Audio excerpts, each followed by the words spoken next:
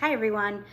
Today's message is going to be about sanctifying, but two things. One, I'm going to start making longer videos because the messages now are going to get a little bit more in depth. God wants me to expand, and so I'm going to make more videos instead of the shorts, but I still will make some shorts.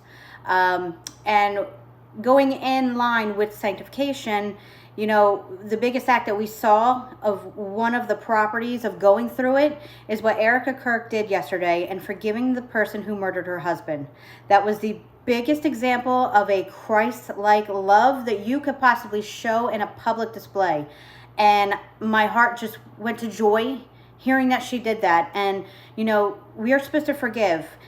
70 times 7, like, forgive your neighbor, your enemy, whoever. Like, we're not supposed to hold it in. And I'm glad that she was able to be released from that. That brought me a big joy. But without further ado, let's get into it.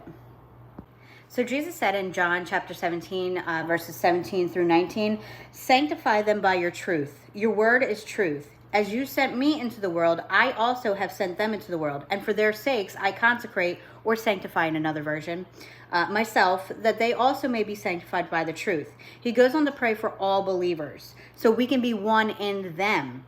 He knew the plans that God had, and so he did this for us so we could see his example and enter the kingdom of heaven.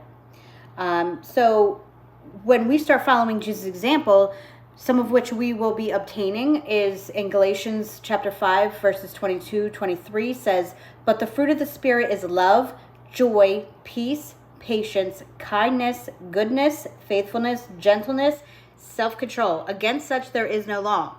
So when we practice these and we discipline ourselves, then we become more like Jesus. And even though it's not easy at all, Jesus knew this though. That's why he said, if anyone were to come after me, then let him deny himself and take up his cross and follow me. And it's like you're passing through the fire to be refined. You're getting rid of all those impurities. And it's super uncomfortable. It's emotionally painful. Unfortunately, it can be physically painful. But, we need to remember that this is also, we can be shed from the old version of ourselves because we're chosen and God chose us as his own. So we are to surrender our lives to him and let him uproot and rip out anything that doesn't belong and place inside of us the things that will bring us through our sanctification to holiness. And don't forget to help out your brothers and sisters and let them help you out. That's what conviction is, and we need it. So just remember that God's plan is bigger than ours. It's better, and let his will be done. God bless.